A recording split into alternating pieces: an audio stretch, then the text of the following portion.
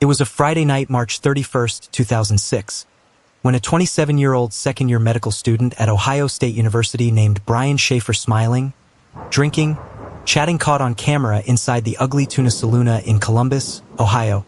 The coming week was spring break, and he was supposed to fly to Miami with his girlfriend, Alexis, on Monday and then gone. Forever. This story is just beginning. Like, share, subscribe, and click the notification bell so you don't miss what happens next in this chilling case. But that night, Bryan had something else in mind. A bar crawl with his friend, Clint Florence. The plan was casual: drinks, music, laughs. Just a normal night, or so it seemed. The first stop was the Ugly Tuna Saloon, a second-story bar on High Street, tucked near the OSU medical campus. Bryan and Clint had a couple of shots, then continued hopping around the nearby bars. By all accounts, Bryan was in a good mood, joking, smiling, relaxed. Friends said he seemed excited about the trip and talked about proposing to Alexis soon. They returned to the Ugly Tuna close to 1:15 a.m. Surveillance footage from outside the bar shows Bryan walking up the escalator with Clint and another friend, Meredith. Once inside, the footage picks up again. Bryan is seen talking to two women near the entrance just before 2 a.m. Then nothing. Bryan Shaffer was never seen again. Not leaving the bar, not walking down the escalator, not exiting through any of the visible doors. The cameras caught dozens of people coming and going, including Clint and Meredith, but not Bryan. He had vanished. When Alexis tried to call him the next day, his phone rang but went unanswered.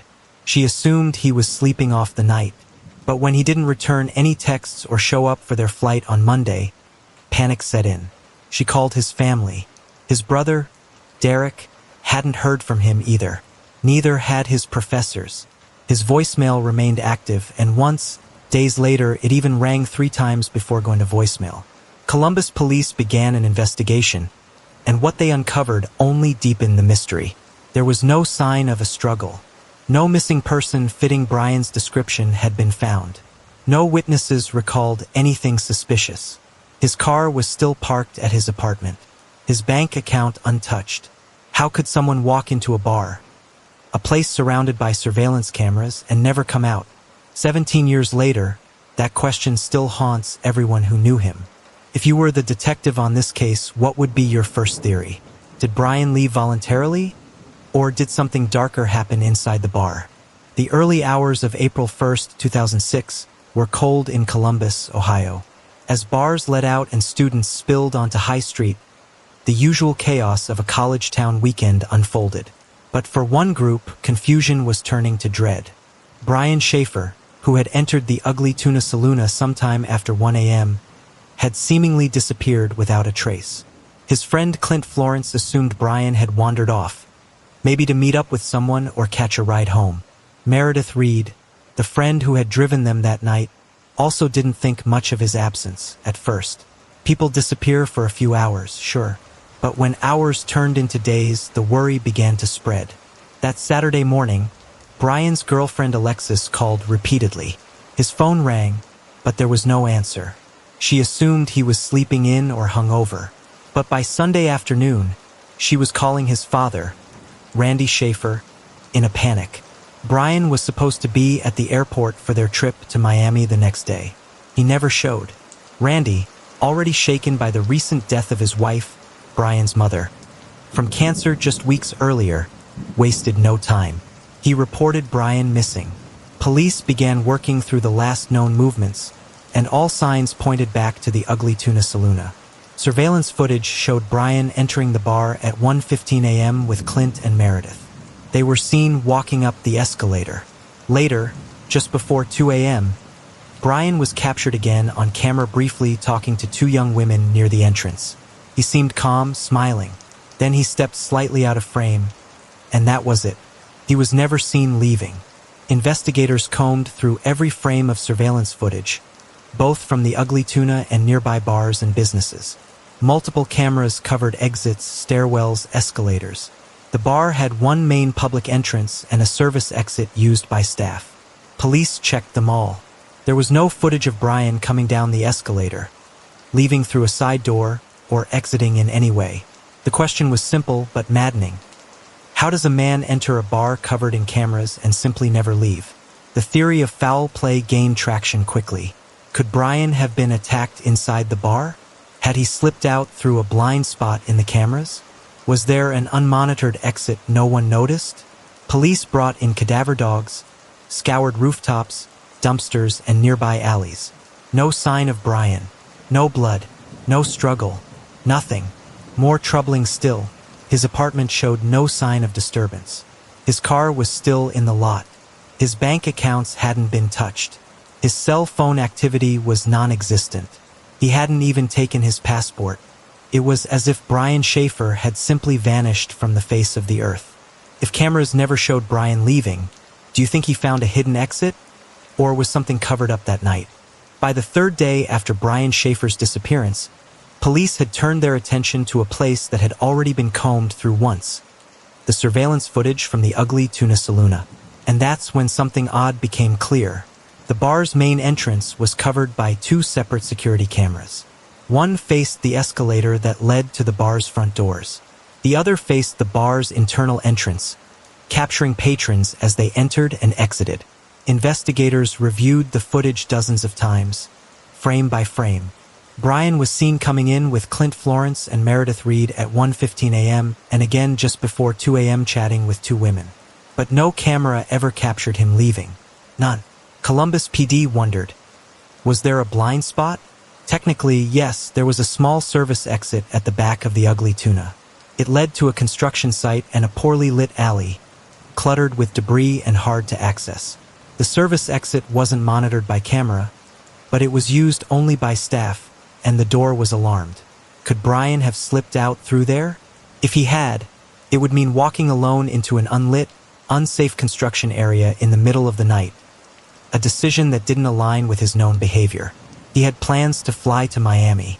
His car was at home. His girlfriend was expecting him.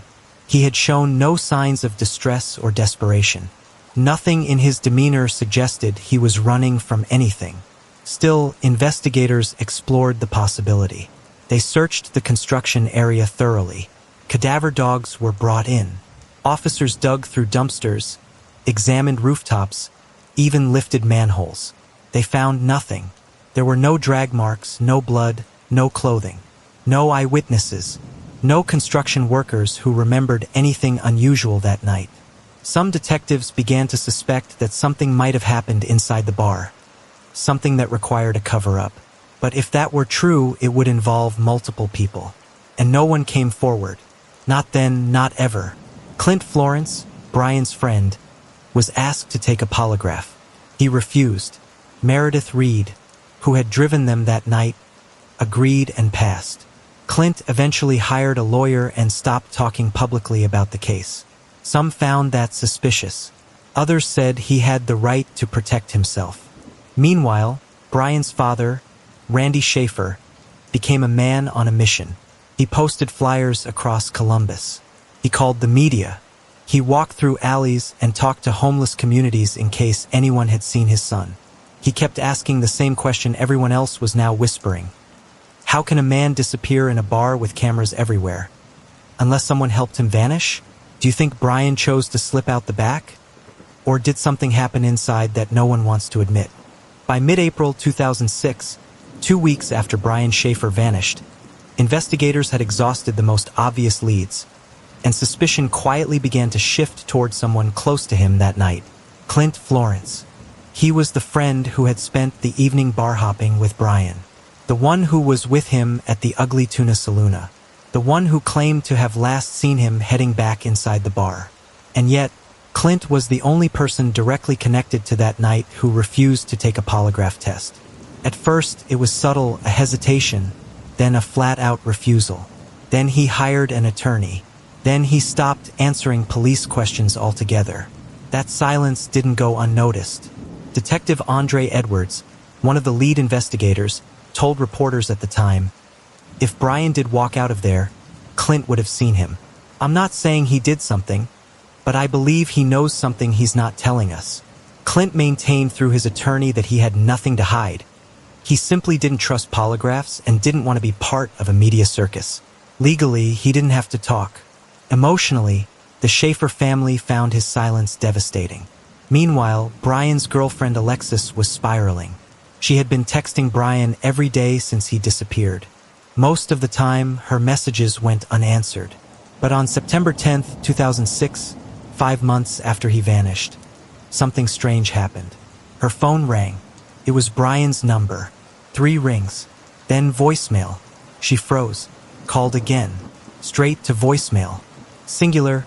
Bryan's service provider at the time later explained it as a potential glitch caused by a tower ping, possibly from a phone being briefly powered on. But no one could prove whether the call meant anything, or if it was just false hope. Alexis, heartbroken and exhausted, never gave up looking. She kept pushing for answers. She kept asking Clint to talk. He never did. Back in Columbus, flyers began fading. The police had no suspects, no body, no new leads. The media cycle had moved on. But Randy Shaffer refused to stop. He walked miles every weekend, alley to alley, bar to bar, hoping for a tip, a lead, a clue. He believed someone at the Ugly Tuna that night knew more than they were saying. Maybe Clint, maybe someone else, but someone. In the fall of 2006, with pressure mounting, investigators took another look at the bar's layout. They consulted structural engineers. If Bryan had fallen from the rooftop, could he have landed somewhere out of sight? They checked again. No signs. No remains. No explanation. Every theory, accident, suicide, voluntary disappearance, foul play, hit the same dead end. Bryan Shaffer had simply vanished. And Clint Florence's silence hung in the air like smoke no one could clear. If your closest friend went missing and you were the last to see them, would you stay silent? We're only scratching the surface. If you're following Bryan's case, like this video, share it with others, subscribe to the channel, and click the notification bell. You don't want to miss what comes next. As months passed, the public interest in Bryan Shaffer's disappearance began to fade. But for Randy Shaffer, Bryan's father, the pain only deepened. Randy wasn't just a grieving dad. He became the lead investigator of his own son's case. While police continued to hit dead ends, Randy printed new flyers, revisited the bar, and reached out to every media outlet willing to listen. He believed with conviction that someone somewhere knew something, and he was determined to shake that truth loose. Every Saturday, Randy retraced Bryan's last known steps. He walked the alley behind the Ugly Tuna. He asked questions in nearby bars. He canvassed homeless camps under overpasses. Sometimes he went alone. Sometimes friends or volunteers joined. But each time he came back empty-handed. Meanwhile, Columbus PD admitted they had no solid leads. There was no activity on Bryan's bank account, credit cards, or social security number. His car remained untouched in the parking lot of his apartment. His passport was at home. No hospitals had reported a John Doe matching his description. And crucially, there was no digital footprint. No emails. No calls. No texts. It was as if Bryan had fallen off the face of the earth. One theory gained quiet traction. Did Bryan walk away on purpose? Some speculated that grief over his mother's recent death, just 3 weeks earlier, may have pushed him to a breaking point. Maybe he left to start over. Maybe he was overwhelmed. But Randy rejected that idea outright. Bryan loved life too much, he told reporters. He was planning to propose to Alexis. He had goals. He was making plans. He wasn't suicidal. He wasn't withdrawn. If anything, Randy said, Bryan was trying to live fully again, despite the pain. Then came another theory. Had Bryan been the victim of foul play inside the bar? Could someone, possibly an employee or patron, have harmed him, hidden his body, and escaped unnoticed? The bar was under renovation at the time.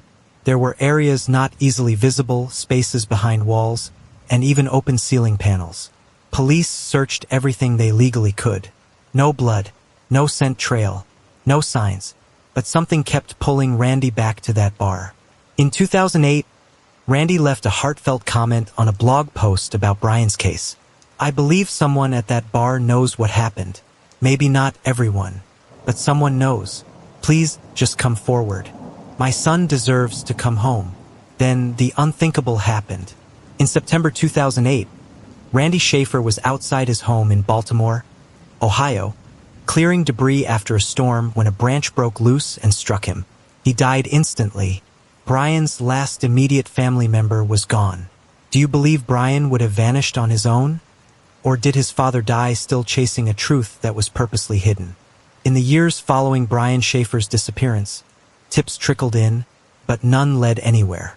Then came a chilling moment that brought the case roaring back into the headlines and gave those closest to Bryan a flicker of hope or dread. It happened in September 2006, 5 months after Bryan was last seen. Bryan's girlfriend, Alexis Wagoner, was still calling his phone every day. Most of the time, it went straight to voicemail, but on this day, out of nowhere, it rang. 3 times. Her heart pounded. She held her breath, waiting for him to pick up, but then it went to voicemail. She tried again. This time, it didn't ring, just voicemail. She reported it immediately.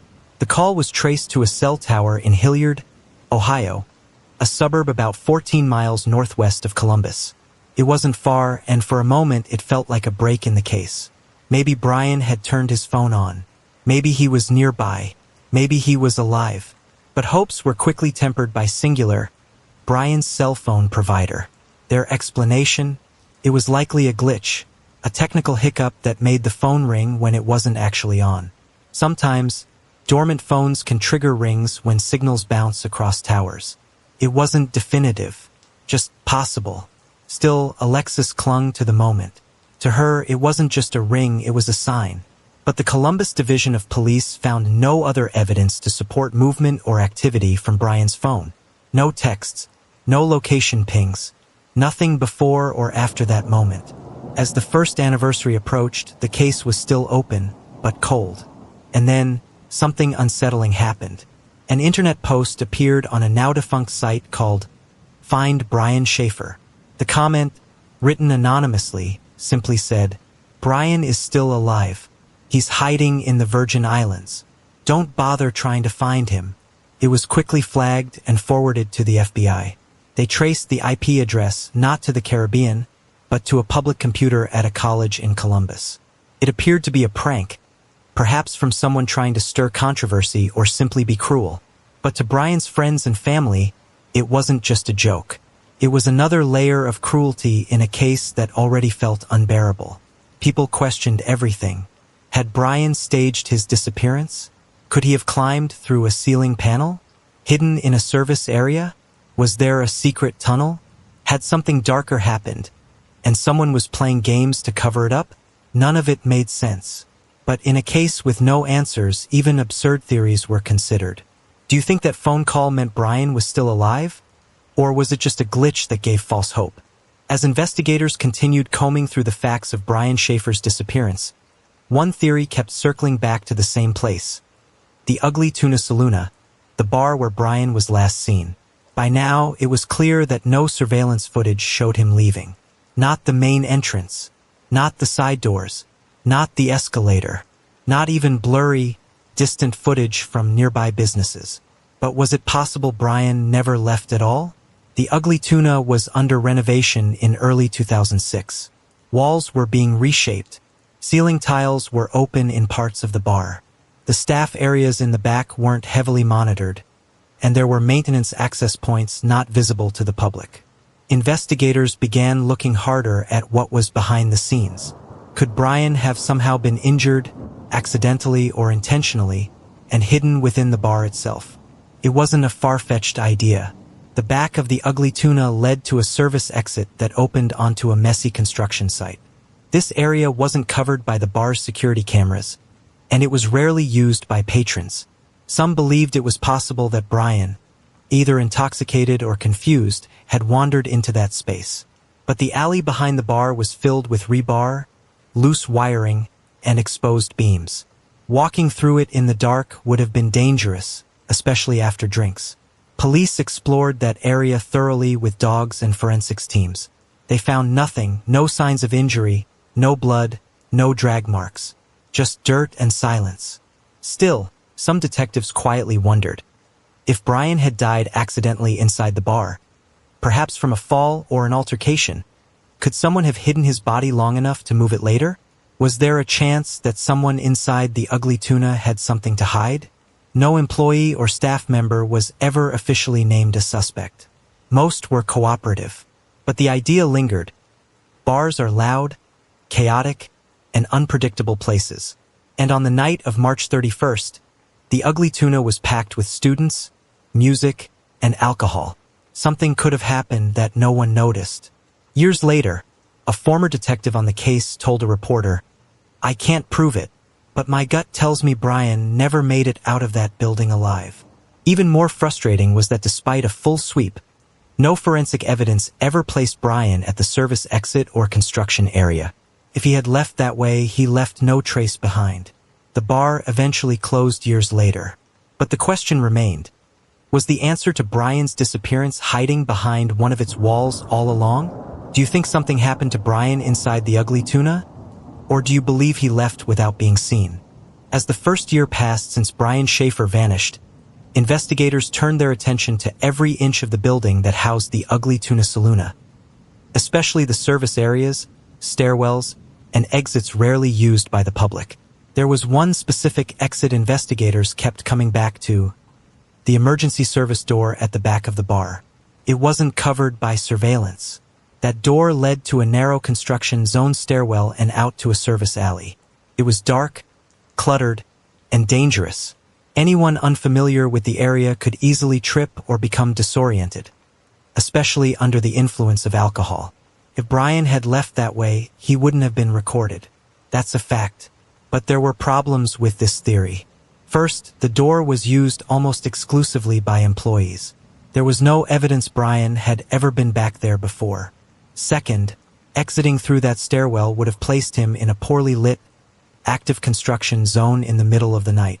Police and cadaver dogs combed the area thoroughly in the days and weeks after his disappearance. No blood, no clothing, no scent, no Bryan. Still, the possibility lingered. Could he have slipped through that door, injured himself, and gone undiscovered in a construction hazard? Detectives were divided. The bar was searched not just once but multiple times by different teams. Infrared scanners were used. Floorboards were lifted. Ductwork inspected. Nothing. But there was another theory that began gaining quiet traction. What if Bryan Shaffer never intended to disappear, but someone wanted him gone? The silence from key people that night, especially Clint Florence, his closest friend and drinking buddy, didn't help. Clint's refusal to take a polygraph test remained a point of tension with investigators. Even years later, he wouldn't speak about what happened after they returned to the ugly tuna around 1:15 a.m. And despite numerous appeals from law enforcement, he kept his distance from the media and from Bryan's family. Why? Some speculated there was a fight, a misunderstanding, an accident. Could something have happened between the friends that night that no one ever reported? The lack of evidence, no body, no crime scene, no eyewitnesses, meant everything was speculation. But speculation, in the absence of truth, was all anyone had. Do you believe Bryan used that service stairwell and met with an accident? Or is there someone who knows more and just won't talk? If this story has you questioning what really happened, help us keep it in the spotlight. Like this video, share it with others, and subscribe with the notification bell turned on. Every voice matters in unsolved cases like this. On the morning of April 3, 2006, Bryan Shaffer was supposed to board a plane with his girlfriend, Alexis Wagoner. It was meant to be their long-awaited spring break trip to Miami, Florida. A chance to unwind, reset, and maybe even talk about the future. Some of Bryan's friends believed he was going to propose on that trip, but the seat next to Alexis on that plane remained empty. As she waited at the airport, texting and calling him with growing panic, she still hoped he had overslept, lost his phone, or somehow missed her messages. She didn't expect to be left standing alone at the gate, watching the door stay closed. She never boarded the plane. Instead, Alexis called Bryan's family.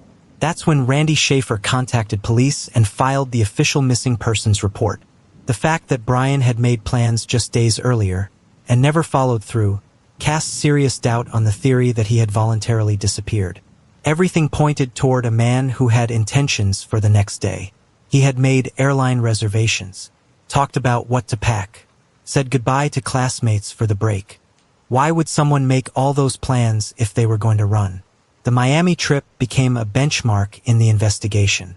Detectives leaned on it heavily as proof that Bryan hadn't planned to vanish. There were no signs of withdrawal. He hadn't cleaned out his bank accounts. He didn't leave a note. He wasn't packing up his life, he was packing for a vacation.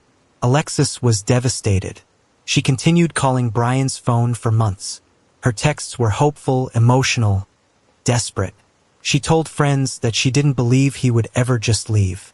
She clung to the idea that maybe he had suffered a head injury and didn't know who he was, or that he had been kidnapped and was being held somewhere. Her grief was compounded by Randy's heartbreak. The two of them leaned on each other, often talking about Bryan late into the night, trying to make sense of a timeline that made no sense at all. And then came another painful blow. A rumor began circulating online that Bryan had been spotted in Atlanta, Georgia, entering a convenience store. The man resembled him, tall, same build, same unshaven look. The clerk thought the man had mumbled something about Ohio. Excitement surged. Surveillance footage was pulled. The Columbus PD reviewed it. Friends and family were hopeful. But the man in the video wasn't Bryan. Just another false lead in a growing list of dead ends. If Bryan planned a vacation and showed no signs of distress, does that rule out voluntary disappearance? Or could he have been secretly struggling? By the summer of 2006, the city of Columbus, Ohio, had become a landscape of missing posters and unanswered questions. Bryan Shaffer's face was everywhere. Posted on telephone poles, pinned to bar windows, stapled to college bulletin boards. But behind every flyer was a growing sense of helplessness. The Columbus Division of Police had exhausted their early leads. They had reviewed all surveillance footage from the Ugly Tuna Saloon and surrounding buildings. They had searched the alleyways, rooftops, and trash bins. They had analyzed Bryan's phone records, financials, and academic standing. Still, they had nothing. No movements, no transactions, no calls, no body. With each week that passed, the theories grew more extreme. Some believed Bryan had chosen to vanish, possibly in response to the grief of losing his mother. Others suspected he had been murdered inside the bar and that the crime had been expertly covered up. Still others believed he had fallen victim to human trafficking, abducted by strangers, perhaps even drugged, and moved out of the area before anyone noticed. But law enforcement had no evidence to support any of those ideas. Detective Andre Edwards remained the most vocal investigator on the case. In media interviews, he repeatedly stated his belief that Clint Florence, Bryan's friend, likely knew more than he was admitting. Clint had refused a polygraph. He had retained legal counsel early on. He no longer cooperated with police. To this day, Clint has never been named a suspect, but the optics of his silence continued to raise eyebrows. Then came a controversial moment that split public opinion. Bryan's brother, Derek Shaffer, publicly asked Clint to speak up, not as a suspect, but as a friend. He pleaded with him to take the polygraph and just clear the air. "If you're not hiding anything," he said in an interview, "why not help us?" Clint never responded. The pressure didn't just fall on Clint. Columbus police began looking at everyone who had been in the bar that night. Patrons, staff, even the two women Bryan had briefly spoken with outside the bar before disappearing.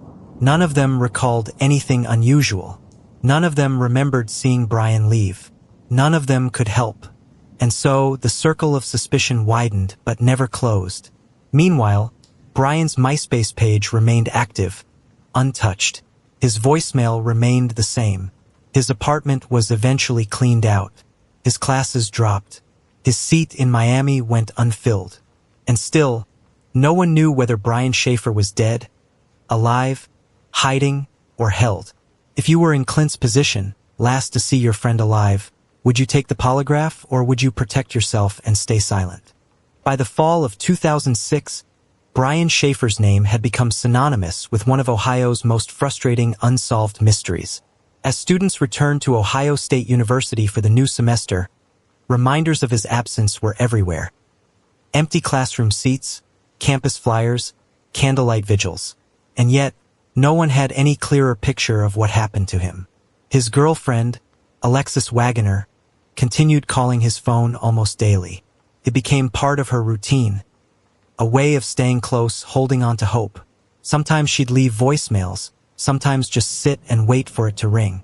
Then came the night the phone did ring just once in September and then fell silent again. That incident, traced to a cell tower in Hilliard, Ohio, had rattled everyone close to the case. Was it a fluke, as Singular claimed? Or had Bryan's phone truly been powered on?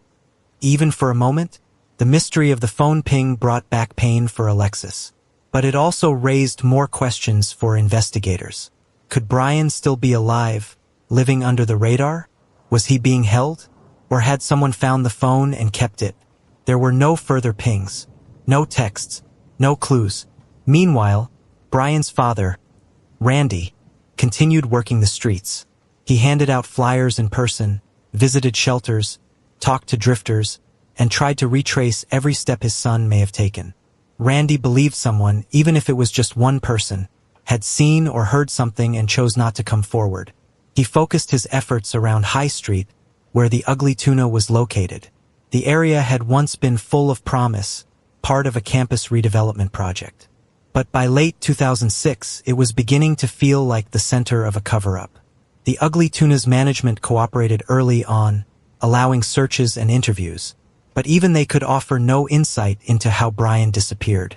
The bar had a reputation: lively, crowded, and sometimes chaotic, but no history of violent incidents that night. Then came a shift in police strategy. Columbus PD reached out to the FBI for a fresh perspective. They hoped federal investigators could bring new tools, enhanced digital forensics, psychological profiling, and possibly wider jurisdiction in case Bryan had crossed state lines. But even with federal eyes on the case, the investigation remained stuck. The trail had gone cold. There were no new sightings, no fingerprints, no credible tips. Bryan's face remained on missing persons databases, but he was now one of thousands. His case stood out only because of how truly strange it was. A man seen walking into a bar, caught on camera, and never seen again. Do you think Bryan's phone ping was a sign of life? Or just another painful coincidence in a case full of them? By 2007, 1 year after Bryan Shaffer vanished, his case had become a magnet for internet sleuths, armchair detectives, and true crime followers across the country. With no new evidence and no major leads, the internet filled the void with theories. Some grounded in reason, others completely outlandish. The most persistent theory was that Bryan never left the Ugly Tuna Saloon alive. The idea was simple. Something happened to him inside the bar. An accident, a fight, or something darker, and someone covered it up. The building was under partial renovation at the time. Some believed Bryan's body could have been hidden in a wall, a crawl space, or ceiling tiles, and later removed without detection. But Columbus PD conducted multiple, thorough searches. They inspected the premises with dogs and infrared scanners. Nothing turned up. That's when theory number 2 took hold: voluntary disappearance. Some pointed to the emotional impact of his mother's recent death. She had passed away from a rare cancer just 3 weeks before Bryan vanished. Perhaps, some thought, he'd faked his disappearance to start a new life and escape the grief. But this theory had holes. Bryan left behind everything: his car, bank account, passport, keys, and apartment. He never withdrew money. He never reached out to anyone. He had made plans for a vacation. He was in a serious relationship. His girlfriend, Alexis, remained convinced he wouldn't have abandoned her without a word. A third theory emerged from online message boards: organized crime. Could Bryan have witnessed something he shouldn't have? Was there a chance he'd been mistaken for someone else? Some pointed to the chaos of the bar, possible drug activity, or encounters gone wrong. But police never uncovered any evidence linking Bryan to criminal networks or risky behavior.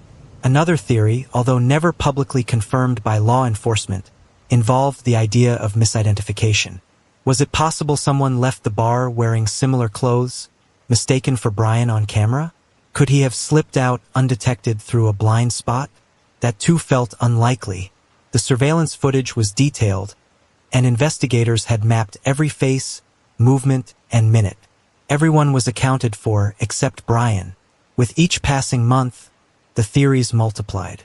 But facts remained stubbornly few. No fingerprints, no sightings, no forensic trail, nothing. Just a man who smiled at the entrance of a bar and disappeared. Which theory do you believe makes the most sense? Foul play inside the bar, a secret escape, or something else entirely? If you believe Bryan Shaffer's story still deserves answers, keep it alive. Like this video, share it with others, and subscribe to the channel. Don't forget to hit the notification bell so you stay updated as we dive deeper. One of the last confirmed sightings of Bryan Shaffer occurred at 1:55 a.m. on April 1st, 2006, just minutes before the Ugly Tuna Saloon was set to close. The bar's surveillance footage shows Bryan standing near the escalator, talking to two young women. He appeared relaxed, smiling, leaning slightly against the railing. After a short exchange, he waved to the women, turned around, and walked back toward the interior of the bar. That was the last time Bryan Shaffer was ever seen. Investigators identified the two women in the footage within the first few days. They were both OSU students who had known Bryan casually from campus events. When questioned, both said the interaction was friendly, brief, and unremarkable. Bryan had asked where they were heading next, and they told him they were leaving. They assumed he had too. Police reviewed the footage surrounding the moment. Both women were clearly seen leaving the bar, walking down the escalator, captured again by an exterior camera near the Gateway complex. Bryan, however, was not. Some online theorists wondered if the women knew more than they were admitting. Could they have seen Bryan exit a different way? Did he follow them out and disappear off camera? But Columbus police never considered the women suspects. Their stories matched. Their timelines were consistent. Their body language in the footage showed no signs of concern or tension. They passed polygraphs and cooperated with the investigation. Still, the interaction remains crucial because it represents the final timestamp in Bryan's known timeline. Everything afterward is speculation. Detectives returned again and again to the moment Bryan walked away from the women and back into the bar. Where did he go? Did he return to the bar floor? The bathroom? A back room? Did he meet someone else? No witnesses could confirm. There were no reports of a fight, no disturbance. Number 911 calls from the area. Bar staff didn't recall anything unusual that night. In fact, most patrons didn't even realize someone had vanished until the next day's news broke. That brief conversation at 1:55 a.m. marked the end of all verified activity in Bryan's life. Every second after that is a mystery sealed in silence. Do you think Bryan went back inside the bar for someone? Or could something have been waiting for him out of sight? While the media focused on the mystery inside the Ugly Tuna Saloon, Bryan's younger brother, Derek Shaffer, was quietly carrying a different kind of pain, the weight of being the only sibling left behind. Derek and Bryan had grown up close in Pickerington, Ohio, a quiet suburb outside Columbus. Their mother, Renee Shaffer, was the glue of the family. When she died of a rare form of bone cancer just 3 weeks before Bryan disappeared, the loss devastated them both. But Bryan had seemed to be coping, at least outwardly. He was still attending medical school, making plans for Miami with Alexis, and staying in touch with family. Nothing seemed off. He didn't appear depressed or reclusive. That's what made his disappearance feel so shocking and so cruel. In the days after Bryan vanished, Derek was thrust into a role he never wanted. He became the go-between for investigators, the media, and his grieving father, Randy. He joined search parties, stood in front of news cameras, and held back tears during interviews. He was 23 years old. Over time, Derek began pushing harder for answers, especially from Clint Florence, the friend who was last seen with Bryan that night. Derek publicly urged Clint to take a polygraph. He stopped short of accusing him of wrongdoing, but made it clear. If Clint had nothing to hide, why not help? Clint never responded. The silence hit Derek hard. He didn't believe Bryan would have run away. He didn't believe his brother would just leave without saying goodbye, not after everything they'd already lost. Then came a bizarre encounter. Derek claimed that, months after Bryan's disappearance, He was out downtown when someone came up behind him and shouted his brother's full name, Bryan Shaffer, loud enough to make people turn. When he spun around, no one was there. It rattled him. Was it a cruel joke? A coincidence? Or someone trying to send a message? Derek later told reporters that moment stayed with him for years. Not just because of what was said, but because it reminded him that Bryan wasn't just a case number. He was a person, a brother, a son, a friend. And to Derek, the silence from the people who had seen Bryan last was deafening. If you were in Derek's shoes, would you believe your brother was still alive? Or would you begin to suspect the people who walked away that night? Before he was a missing person, Bryan Shaffer was a musician. Though most people knew him as a promising second-year medical student at Ohio State University, Bryan had a creative side. He loved alternative rock, especially bands like Pearl Jam. He'd often talk about one day leaving medicine to start a band. Not because he disliked medicine, but because music felt like freedom. He used to tell friends, "Life's too short not to do what you love." It's part of what makes his disappearance so unsettling. He wasn't someone trapped in a failing career or spiraling in silence. He had a future, and he was building it with intention. That's why, when online forums began suggesting Bryan had staged his own disappearance and fled the country, those who knew him pushed back hard. If Bryan had planned to disappear, why not take his car, his passport, his money? If he wanted to vanish, why not say goodbye to anyone? And then there was the question of his physical health. Bryan had no medical conditions. He didn't use drugs. Toxicology reports from others that night indicated moderate alcohol. Nothing out of control. If Bryan had been intoxicated, it wasn't enough to explain a fatal accident that no one saw. That brings the focus back to the ugly tuna saloona again. Some theorized that Bryan may have disguised himself to leave unnoticed. Could he have switched clothes with someone? Slipped out wearing a jacket, a hat, sunglasses? Police reviewed the footage with that in mind, comparing heights, walks, and exit patterns. Every man exiting the bar was matched to a person later confirmed alive and unrelated to Bryan. No match, no mask, no disguise. Another theory focused on the crowd size. The bar had been busy that night. Could Bryan have left hidden between groups, blocked by taller patrons, or while two people walked closely together? Surveillance timing was tight. Cameras caught most exits clearly. But even the slimmest possibility that he slipped out in someone's shadow couldn't be ruled out. Still, if Bryan had made it out, where did he go? There was no traffic camera footage, no rideshare record, no ATM use. His phone, apart from that one ring in September, stayed dead. No digital trace of any kind. It was like he walked into smoke. If someone wanted to disappear in today's digital world, could they really pull it off without a trace like Bryan seemed to? In 2008, 2 years after Bryan Shaffer vanished, the case took a tragic turn that few saw coming. Bryan's father, Randy Shaffer, had become the face of the search. A quiet but determined man, he made it his life's mission to bring his son home, or at least find out what had happened to him.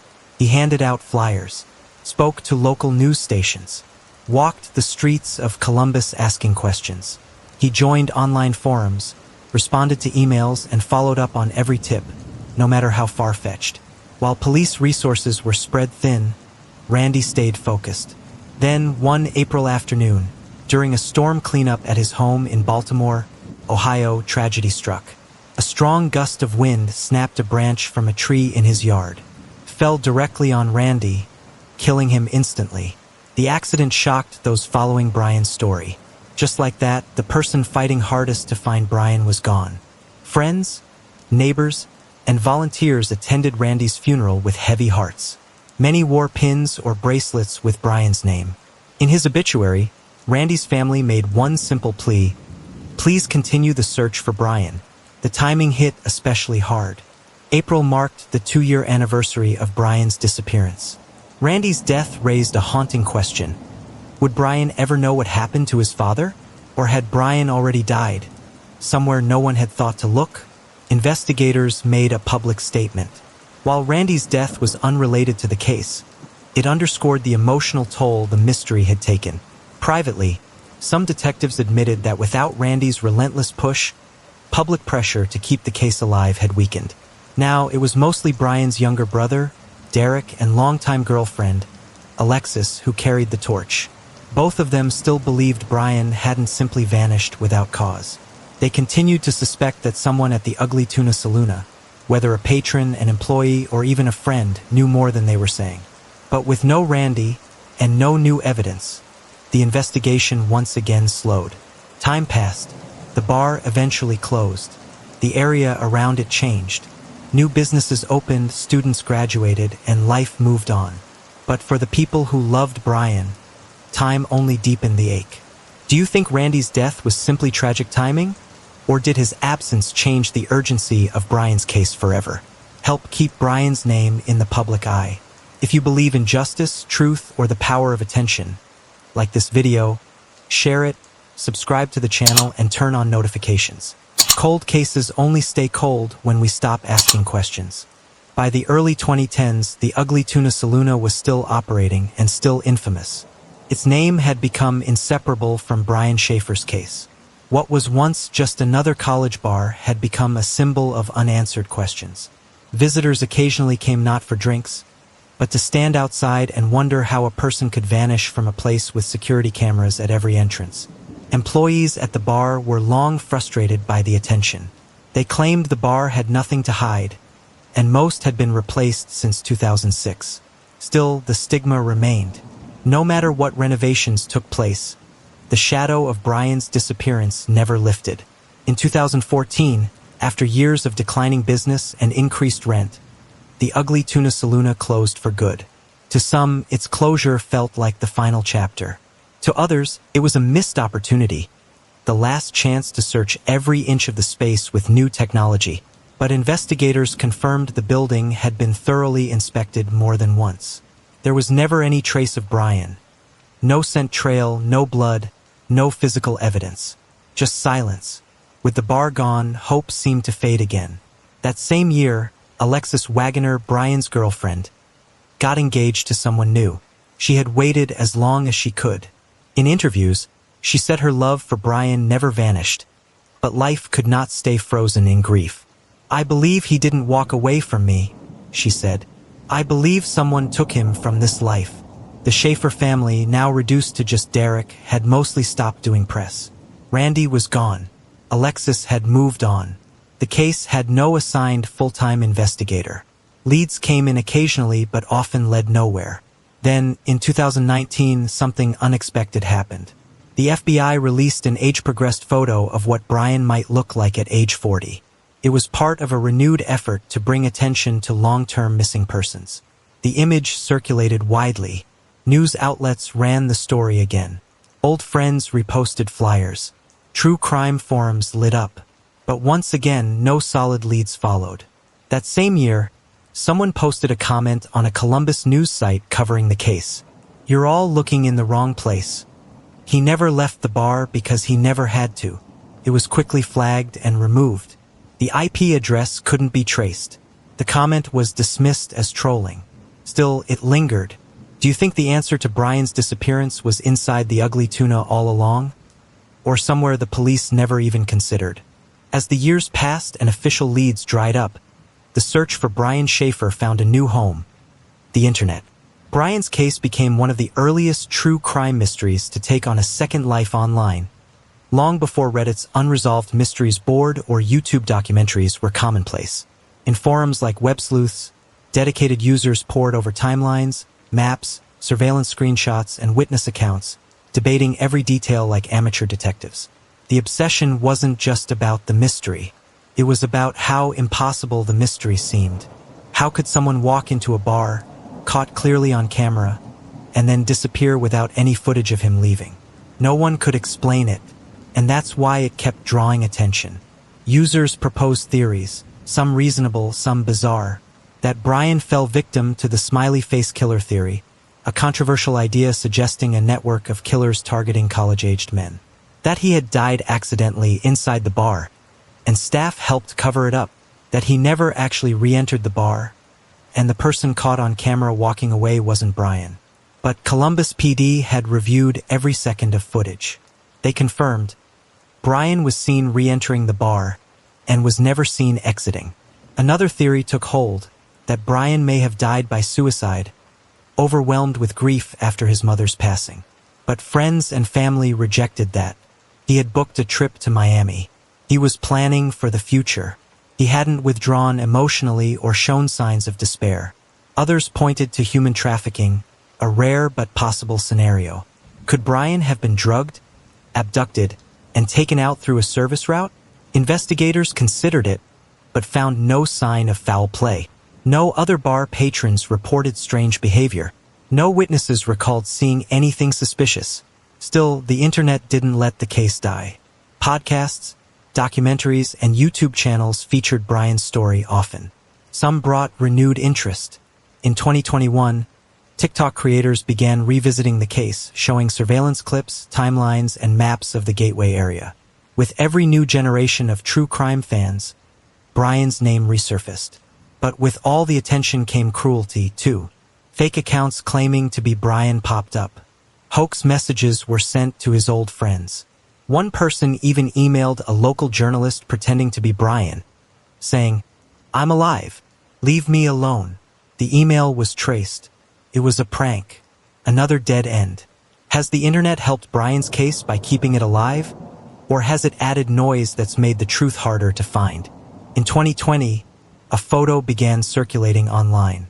It showed a bearded man sitting outside a store in Tijuana, Mexico, wearing a dusty shirt, staring into the distance. What made the image go viral wasn't just the man's appearance. It was the caption. Could this be Bryan Shaffer? The resemblance was undeniable. The man in the photo had similar facial features, same eye shape, even the crooked smile that Bryan was known for. As the photo gained traction, it made its way to investigators who took it seriously enough to involve the FBI. The image was submitted to facial recognition experts. Comparisons were made between the photo and official OSU photos of Bryan. Thousands of online users added their opinions. Some were convinced it was him. Others argued it was another false lead. But the FBI took it further. They tracked down the man in the photo, confirmed his identity, and ruled him out. He was not Bryan Shaffer. Another dead end. Still, the incident showed how deeply the mystery had embedded itself into the public consciousness. Even 14 years after Bryan disappeared, the world was still watching, still hoping, and perhaps most heartbreaking of all, there have been no confirmed sightings of Bryan Shaffer anywhere in the world. Ever. Not in airports, not in shelters, not through banking systems, passports, or fingerprint databases. That total absence, the complete void of evidence, is what makes the case so difficult to explain. It's also what has led some to believe that Bryan died shortly after being seen on camera. That somehow he never left the bar alive, and that his disappearance was successfully concealed, either by accident or design.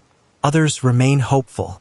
In 2021, during a podcast interview, one retired Columbus detective said, "Every year I think someone's going to crack. Someone's going to grow a conscience.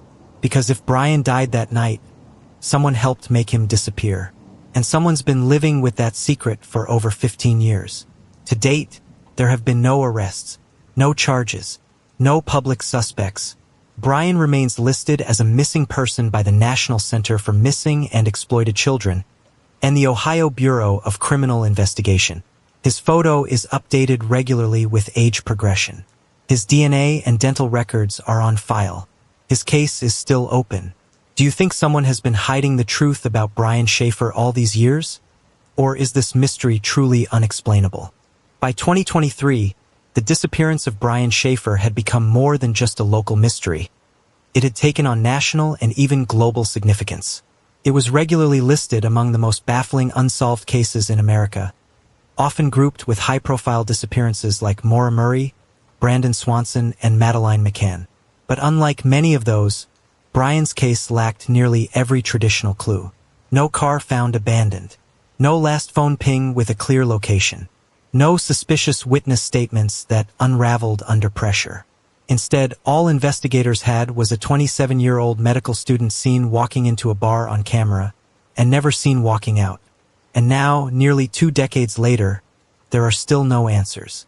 His case remains open with the Columbus Division of Police, but not actively investigated unless new leads surface. The original detectives have since moved on or retired. No one is currently assigned to work the case full-time. In many ways, the case has become a test of public memory. Every few years, a podcast, documentary, or viral tweet brings Bryan's name back into the spotlight. Each time, it sparks renewed interest, and then slowly fades again. But one person who hasn't forgotten is Bryan's brother, Derek Shaffer. Derek continues to speak out, not as often, but always with purpose. In 2022, during an interview with a local Ohio news station, he said, "If Bryan is still out there, I hope he knows we never stopped loving him. And if someone did something to him, I hope they know it's not over." Derek also revealed that he still receives occasional messages, anonymous tips, emails, or social media DMs. Most are cruel hoaxes. Some are well-intentioned but misinformed. A few seem credible, but have never led anywhere. Still, he responds to as many as he can. He keeps a folder of every flyer, every article, every tip.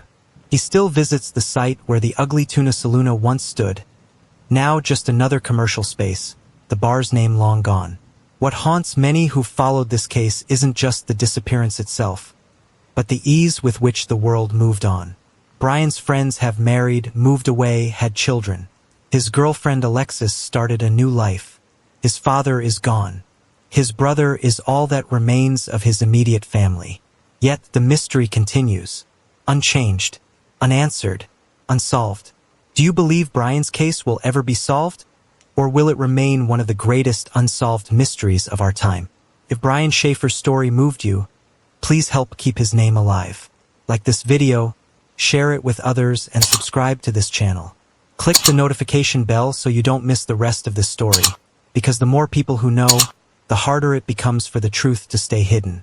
By 2024, Bryan Shaffer's face had become one of the most recognized in missing persons databases across the United States. His image, once a smiling OSU student with youthful confidence, had aged into a digitally rendered man in his mid-40s, thanks to forensic artists from the National Center for Missing and Exploited Children and the FBI. These age progression photos were shared on posters, websites, and law enforcement bulletins. But while his image evolved, the case never did. There were no fingerprints, no DNA hits, no medical records flagged in any state or country. Bryan hadn't applied for a job, enrolled in school, filed taxes, received medical care, or gotten pulled over for a traffic violation. Not anywhere in the US. It was like his entire digital footprint had been erased in one night. That realization frustrated even seasoned investigators. In a world where data is constantly being tracked, phone locations, credit cards, facial recognition, Bryan had managed to avoid every single net. Unless, of course, he never made it out alive. Some detectives have circled back to a deeply uncomfortable possibility. That Bryan's remains are somewhere, hidden, in a way no one thought to check. Perhaps in a building foundation. Perhaps in a private residence. Perhaps moved long ago. But if that were true, it would almost certainly require someone else's involvement. And that's where the theory returns, again, to Clint Florence. Clint has refused to give interviews for over 17 years. He's declined polygraph tests. He hasn't spoken publicly about that night since the early days of the investigation. He's never been named a suspect, but he's never really been cleared either, not in the public's mind. In 2023, a podcast attempted to reach out to him for comment. The message went unanswered. To this day, Clint remains the only person known to have been with Bryan that night who has never shared a full public account of the evening. Even more unsettling, several sources, including classmates and former acquaintances, claim Clint cut ties with mutual friends after Bryan disappeared. He moved out of Columbus. He changed phone numbers. He built a new life, far from the bar, the cameras, and the questions. Was it self-protection or something else? If someone stays silent this long, should they still be considered a potential key to solving the case? Or is it time to move the focus elsewhere? It's been more than 18 years since Bryan Shaffer disappeared without a trace from the ugly tuna saloon. No body, no eyewitnesses, no confirmed exit, no answers. And yet, the question still echoes louder than ever. What happened to Bryan Shaffer? Over the years, every possible theory has been explored. That he died accidentally inside the bar or on the construction site out back. That someone harmed him and his body was hidden or moved in secret. That he chose to vanish, grieving his mother, leaving behind his life, his girlfriend, and his future in medicine. Or, perhaps most painfully, that he was abducted, taken by someone who knew what they were doing, and who still walks free today. The truth is, we don't know. And after 2 decades, that silence is its own kind of cruelty. But here's what we do know. Bryan Shaffer was a real person. A son, a brother, a boyfriend, a friend. He was smart, kind, funny, and full of dreams. He had just taken his medical school exams. He had booked a trip to Miami. He had plans and people waiting for him. He didn't walk into a forest. He didn't go camping alone. He walked into a crowded bar in a well-lit city, surrounded by people, under surveillance, and simply vanished. His disappearance has changed how missing persons cases are understood in the digital age. It's used in law enforcement training. It's taught in college criminology classes. It's cited in documentaries and textbooks. And yet, no resolution. His brother Derek continues to hold out hope, even as the years stretch on. Every now and then, someone still calls in a tip, sends an email, asks if Bryan has ever been found. The answer remains the same. No, but maybe one day someone watching this video, someone like you, might know something. Might have been there, might have seen someone that night, might know someone who spoke out of turn after a few drinks, might remember something that didn't seem important. Until now, because even after all this time, it only takes one person to speak up and change everything. After hearing everything, what do you believe happened to Bryan Shaffer? And who still needs to speak up? If this story meant something to you, don't let Bryan Shaffer become just another cold case statistic. Like this video, share it with someone. Subscribe to this channel and turn on notifications. Let's keep Bryan's name alive and keep asking the one question that still matters. Where is he?